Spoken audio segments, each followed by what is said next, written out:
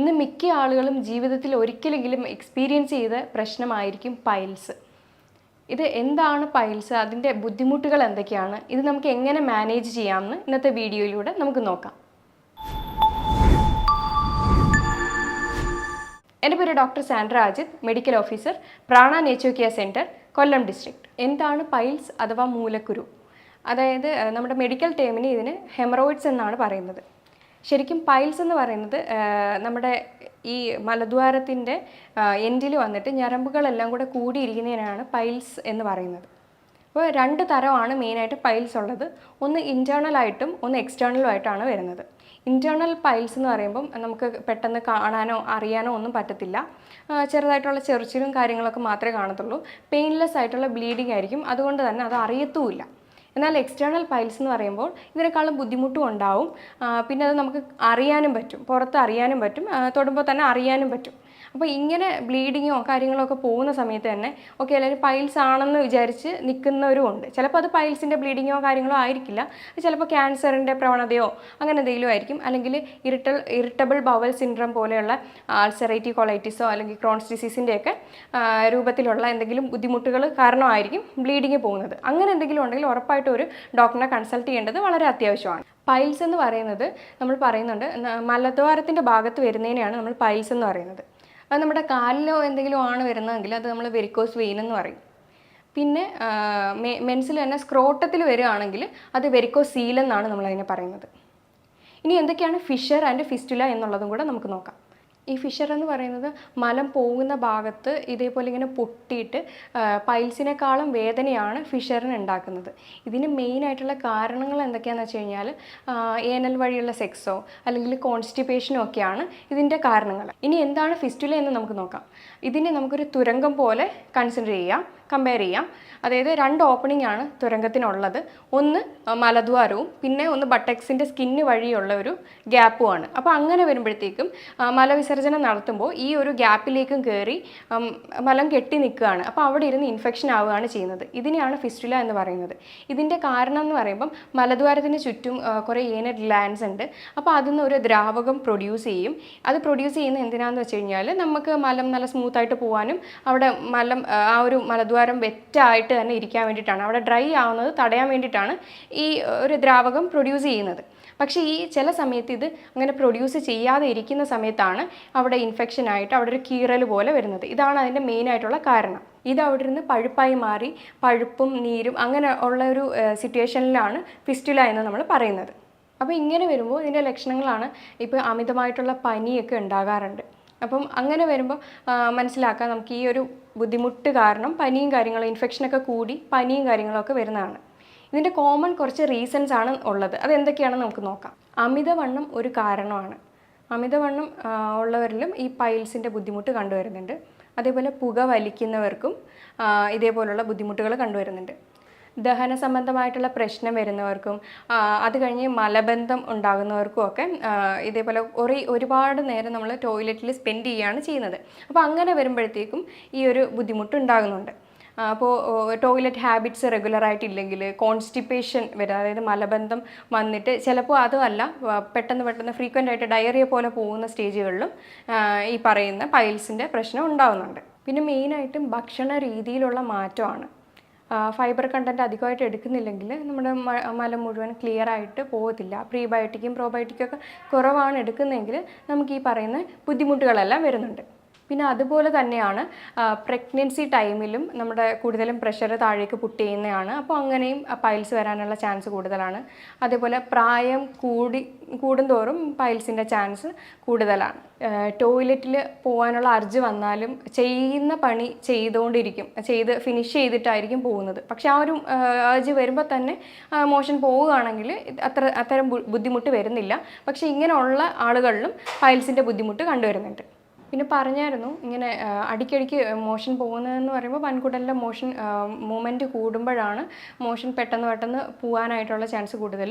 ഇത് ഭയങ്കരമായിട്ട് കുറയുമ്പോഴാണ് കോൺസ്റ്റിപ്പേഷൻ എന്നുള്ള സ്റ്റേജിലേക്ക് വരുന്നത്. കോൺസ്റ്റിപ്പേഷൻ അതായത് മലബന്ധം ഉണ്ടാക്കാനായിട്ട് പല കാരണങ്ങളാണ് ഉള്ളത്. മലബന്ധം ഉണ്ടാക്കുന്നതിൻ്റെ മെയിനായിട്ടുള്ള കാരണങ്ങൾ പലതാണ്. കൂടുതലും ആൻറ്റിബയോട്ടിക്സ് എടുക്കുന്നവർക്ക്, അതായത് ആൻറ്റിബയോട്ടിക്സ് എടുക്കുമ്പോൾ അതിനറിയില്ല എന്ത് ബാക്ടീരിയനെയാണ് നശിപ്പിക്കേണ്ടതെന്ന്. അപ്പോൾ ഗുഡ് ബാക്ടീരിയനെയും ബാഡ് ബാക്ടീരിയനെയും ഒരുപോലെ തന്നെയാണ് ഇത് എഫക്റ്റ് ചെയ്യുന്നത്. അപ്പോൾ അങ്ങനെ വരുമ്പോൾ നമുക്ക് മലബന്ധം ഉണ്ടാവാനുള്ള ചാൻസ് കൂടുതലാണ്.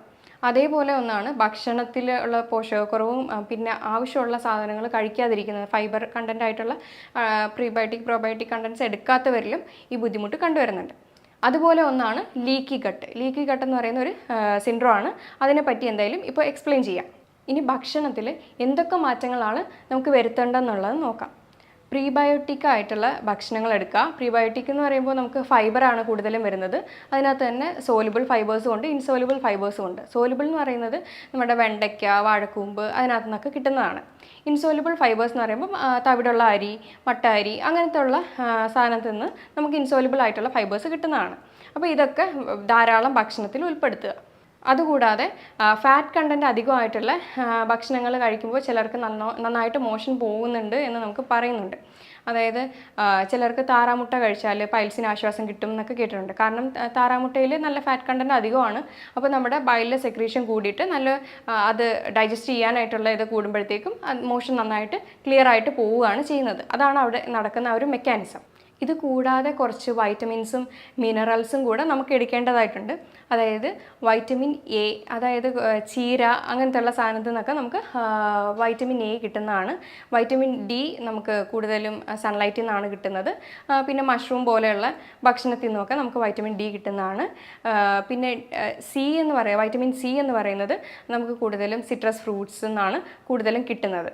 പിന്നെ ചില മിനറൽസായ സിങ്ക്, സെലീനിയം, മഗ്നീഷ്യം ഇതെല്ലാം കൂടെ ചേരുമ്പോഴാണ് ഗട്ട് ഹെൽത്ത് പ്രോപ്പറായിട്ട് പോകുന്നത്. സിങ്ക് എന്ന് പറയുമ്പോൾ മെയിനായിട്ടും നട്ട്സിലും സീഡ്സിലും ഒക്കെ നന്നായിട്ട് അടങ്ങിയിട്ടുണ്ട്. അപ്പോൾ ഇത് കഴിക്കുമ്പോൾ നമ്മുടെ സിങ്കിൻ്റെ ഡെഫിഷ്യൻസി ഉണ്ടെങ്കിൽ അത് മാറുന്നതായിരിക്കും. സെലീനിയം എന്ന് പറയുന്നത് ബ്രസീൽ നട്ടിലൊക്കെ നന്നായിട്ട് അടങ്ങിയിട്ടുണ്ട്. അപ്പോൾ അതും നല്ലൊരു റെമഡിയാണ്. അതുപോലെ തന്നെ മഗ്നീഷ്യം കൂടുതലുള്ളതാണ് ബനാന, സ്പിനാച്ച് അങ്ങനത്തെ ഉള്ളതിലെല്ലാം മഗ്നീഷ്യം കൂടുതലാണ്. അപ്പോൾ ഇങ്ങനെയൊക്കെ ചെയ്യുമ്പോൾ തന്നെ നമ്മൾ ഫുഡിലൂടെ ഉള്ള കറക്ഷൻസ് ഏകദേശം ആയിട്ടുണ്ട്.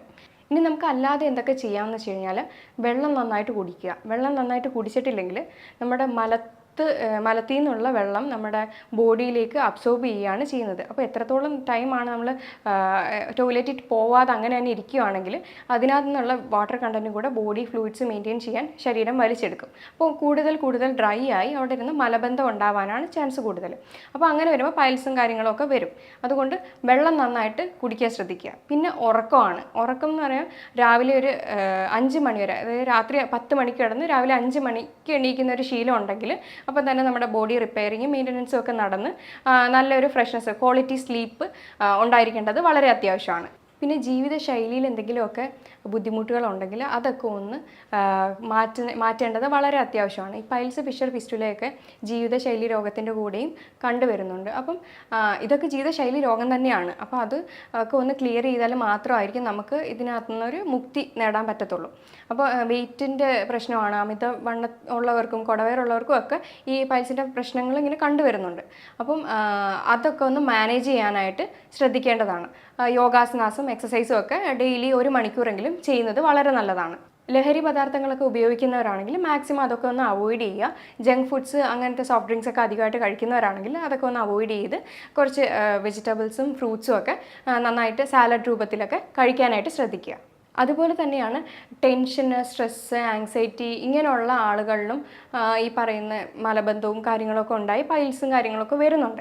അപ്പോൾ അങ്ങനെ വരുമ്പോഴും നമുക്ക് ബുദ്ധിമുട്ടുകളുണ്ടാകും. അപ്പം സ്ട്രെസ്സും ആങ്സൈറ്റിയും ഒക്കെ മാനേജ് ചെയ്യാനായിട്ട് മെഡിറ്റേഷനും ബ്രീത്തിങ് എക്സസൈസും ഒക്കെ പ്രാക്ടീസ് ചെയ്യാവുന്നതാണ്. ഇനി നമുക്ക് നോക്കാം ലീക്കി ഗട്ട് എന്താണെന്നുള്ളത്. ഞാൻ പറഞ്ഞായിരുന്നു ലീക്കി ഗട്ടും ഒരു കാരണമാണ് മലബന്ധം ഉണ്ടാക്കാനായിട്ടെന്ന്. ലീക്കി ഗട്ട് ശരിക്കും പല അസുഖങ്ങൾക്കും കാരണമാകുന്ന ഒരു സിൻഡ്രോം ആണ്. അപ്പോൾ ഇത് നമ്മുടെ ഗട്ടിൻ്റെ ലൈനിങ് തിന്നായിട്ട് അവിടെ ലീക്ക് ആവുന്നതിനെയാണ് ലീക്കി ഗട്ട് എന്ന് പറയുന്നത്. ഇനി ലീക്കി ഗട്ട് എന്താണെന്ന് നമുക്ക് നോക്കാം. കുടലിൻ്റെ ഉള്ളിലെ കോശങ്ങൾ ഒരു സ്ട്രക്ചറിലാണ് അറേഞ്ച് ചെയ്തിരിക്കുന്നത്. അപ്പോൾ ആ ഒരു സ്ട്രക്ചർ വിട്ട് കുറച്ച് ഗ്യാപ്പായി അവിടെ അതിനകത്തുള്ള ടോക്സിൻസ് ബ്ലഡിലേക്ക് ലീക്ക് ആവുമ്പോഴാണ് ലീക്കി ഗട്ട് എന്ന് പറയുന്ന ഒരു സിൻഡ്രോം ഉണ്ടാകുന്നത്. അപ്പോൾ ഇങ്ങനെ ലീക്ക് ആകുമ്പോഴത്തേക്കും നമ്മുടെ ബോഡിക്ക് കൺഫ്യൂഷൻ ആവും. അത് നമുക്ക് വേണ്ടുന്നതാണോ വേണ്ടാത്തതാണോ എന്നൊക്കെ വരുമ്പോൾ അവിടെ ഓട്ടോ ഇമ്മ്യൂൺ പോലത്തെ കണ്ടീഷൻസ് ഉണ്ടാവും. പിന്നെ തൈറോയ്ഡ് ഇഷ്യൂസ് ഉണ്ടാവും, അലർജിക് ഇഷ്യൂസ് ഉണ്ടാവും. അങ്ങനെ റുമറ്റോയ്ഡ് ആർത്രൈറ്റിസ് എന്ന് പറയുന്ന കണ്ടീഷൻ എല്ലാം ഈ ലീക്കി ഗട്ടാണ് കോസ് ചെയ്യുന്നത്. ഇത് ശരിക്കും ഇപ്പോൾ ഇപ്പോഴും പ്രൂവൺ അല്ല. ലീക്കി ഗട്ട് എന്ന് പറയുമ്പോൾ എല്ലാവരും ഇപ്പം മനസ്സിലാക്കുന്ന ഒരു സ്റ്റൂൾ മാപ്പിംഗ് ടെസ്റ്റ് വഴിയാണ്. നമ്മുടെ ഈ ഒരു സ്ട്രക്ചറിന്, അതായത് ആ ഒരു കോശങ്ങൾക്ക് ഒരു ഇത് കൊടുക്കുന്ന ഒരു കോമ്പോണൻ്റാണ് സൊണുലിൻ എന്ന് പറയുന്ന ഒരു കോമ്പോണൻറ്റ്. അപ്പോൾ ഈ കോമ്പോണൻറ്റ് ഇങ്ങനെ ലീക്കായി നമ്മുടെ സ്റ്റൂളിലേക്ക് വരുവാണെങ്കിൽ സ്റ്റൂൾ മാപ്പിംഗ് ടെസ്റ്റ് വഴി അത് തിരിച്ചറിയാൻ കഴിയും. സൊണുലിൻ്റെ അളവ് ഈ സ്റ്റൂളിൽ കൂടുതലാണെങ്കിൽ നമുക്കത് പറയാൻ പറ്റും അത് ലീക്കി ഗട്ട് കാരണമാണ് ഉണ്ടാകുന്നത്. ഇതിന് 6 ട്രിഗറിങ് ഫാക്ടേഴ്സാണുള്ളത്. എന്തൊക്കെയാണെന്ന് നോക്കാം. ഷുഗർ കണ്ടൻറ്റ് അധികമായിട്ട് എടുക്കുന്ന ആളാണെങ്കിൽ, അല്ലെങ്കിൽ ഗ്ലൂറ്റൻ കണ്ടൻറ്റ് കൂടുതൽ എടുക്കുന്നവരാണെങ്കിൽ, പിന്നെ ഡയറി പ്രോഡക്ട്സ്, ഇൻഫെക്ഷൻസ്, ആൻറ്റിബയോട്ടിക്സ്, അതേപോലെ പെസ്റ്റിസൈഡ്സ്. അതായത് ഇപ്പോൾ വെജിറ്റബിൾസിലായാലും നമ്മൾ അധികം കൂടുതൽ ഇപ്പോൾ പെസ്റ്റിസൈഡ്സിൻ്റെ ഒരു കണ്ടൻറ്റ് വരുന്നുണ്ട്. അപ്പോൾ ഇതൊക്കെ ട്രിഗറിങ് ഫാക്ടേഴ്സാണ് ലീക്കി ഗട്ട് ഉണ്ടാവാനായിട്ട്. ലീക്കി ഗട്ട് നമുക്ക് ജീവിതശൈലിയിലൂടെ തന്നെ മാറ്റിയെടുക്കാവുന്ന ഒന്നാണ്. ഹെൽത്തി ആയിട്ടൊരു ഗട്ട് ലൈനിങ് എങ്ങനെ ഉണ്ടാക്കിയെടുക്കാമെന്ന് വെച്ച് കഴിഞ്ഞാൽ നമ്മുടെ ഈ പറയുന്ന ഭക്ഷണ രീതിയിലൊക്കെ കുറച്ച് ചേഞ്ചസ് കൊണ്ടുവരുത്തുക. പ്രീബയോട്ടിക്, പ്രോബയോട്ടിക്, അങ്ങനെയുള്ള നല്ല ഫൈബേഴ്സ് റിച്ച് ആയിട്ടുള്ളത്, സോലിബിൾ ഫൈബേഴ്സ്, ഇൻസോലിബിൾ ഫൈബേഴ്സ് എല്ലാം എടുക്കുക. അതേപോലെ പ്രോബയോട്ടിക്സ് അധികം പുളിക്കാത്ത തൈരും കാര്യങ്ങളൊക്കെ എടുക്കാവുന്നതാണ്. പിന്നെ മോര് കഴിക്കുന്നത് നല്ലതാണ്. ഉറക്കം വളരെ ഇമ്പോർട്ടൻ്റ് ആണ്. അതേപോലെ തന്നെയാണ് വെള്ളം കുടിയും. പിന്നെ എക്സസൈസും ഉണ്ടെങ്കിൽ നല്ലൊരു ഗട്ട് ഹെൽത്ത് തന്നെ ഇമ്പ്രൂവ് ആയി നമുക്ക് പ്രോപ്പറായിട്ടുള്ള ഒരു വേയിൽ പോകാൻ കഴിയും. ഇനി പൈൽസ് ആണ് എന്ന് ഉറപ്പുണ്ടെങ്കിൽ നമുക്ക് 2 ഹോം റെമഡീസ് ട്രൈ ചെയ്യാവുന്നതാണ്. ഹോം റെമഡി എന്ന് പറയുമ്പോൾ ഒരു അലോവേറ വെച്ചിട്ടാണ്. അലോവേറ എടുക്കുക. ഒരു 3-4 അലോവേറ എടുത്തതിന് ശേഷം അതിൻ്റെ ക്ലീനാക്കി അതിൻ്റെ പൾപ്പെല്ലാം പുറത്തെടുത്തതിന് ശേഷം അതേ ക്വാണ്ടിറ്റി അളവിൽ തന്നെ തേൻ എടുക്കുക. നന്നായിട്ട് മിക്സ് ചെയ്തതിന് ശേഷം ഇത് റെഫ്രിജറേറ്റ് ചെയ്ത് നമുക്ക് വെക്കാവുന്നതാണ്. ഇത് വെച്ച് ഒരു 21 ദിവസത്തേക്ക് നമുക്കിത് കഴിക്കാവുന്നതാണ്. 7 ദിവസം കൂടുമ്പോൾ ചെയ്താൽ മതിയാവും. അപ്പോൾ ഇത് ഒരു 150 ഗ്രാം വെച്ചിട്ട് ഡെയിലി കഴിക്കാവുന്നതാണ്. കൂടുതൽ ഫാറ്റ് കണ്ടൻറ്റ് ചെല്ലുമ്പോഴത്തേക്കും മലബന്ധമൊക്കെ മാറി ഇതേപോലെ മലമായാലും സ്മൂത്തായിട്ട് വരാനായിട്ട് ഹെൽപ്പ് ചെയ്യുന്ന ഒന്നാണ്. ഒരുവിധമുള്ള പൈൽസൊക്കെ ഇങ്ങനെ ഈ അലോവേറയുടെ തേൻ്റെയും കൂടെ ഒരു മിശ്രിതം കഴിക്കുമ്പോൾ തന്നെ ഏകദേശം മാറുന്നതായിരിക്കും. പിന്നെ വീട്ടിൽ ചെയ്യാൻ പറ്റുന്ന ഒരു കാര്യമാണ് സിറ്റ്സ് ബാത്ത്. അതായത് ഒരു ചരുവ് എടുത്തതിന് ശേഷം നടു ഭാഗം മാത്രം മുങ്ങിയിരിക്കുന്ന രീതിയിൽ വെള്ളം നിറയ്ക്കുക. 3/4 വെള്ളം നിറച്ചിട്ട് അതിനകത്ത് കുറച്ച് കല്ലുപ്പോ ഇട്ടതിന് ശേഷം ഒരു 15-20 മിനിറ്റ് നമ്മൾ അതിനകത്ത് ഇരിക്കുക. ഡെയിലി അത് ചെയ്ത് കഴിഞ്ഞാൽ തന്നെ ഒരുവിധമുള്ള പൈൽസിനൊക്കെ അതിൻ്റെ ആ ബുദ്ധിമുട്ടുകളും കാര്യങ്ങളൊക്കെ കുറഞ്ഞു വരുന്നതാണ്. അപ്പോൾ ആദ്യം ബ്ലീഡിങ്ങോ കാര്യങ്ങളോ കണ്ടു കഴിഞ്ഞാൽ സ്വന്തമായിട്ട് തന്നെ പൈൽസ് ആണെന്ന് പറഞ്ഞിരിക്കാതെ ഒരു ഡോക്ടറിനെ പോയി കൺസൾട്ട് ചെയ്യേണ്ടത് വളരെയായിട്ട് അത്യാവശ്യമായിട്ടുള്ളൊരു കാര്യം തന്നെയാണ്.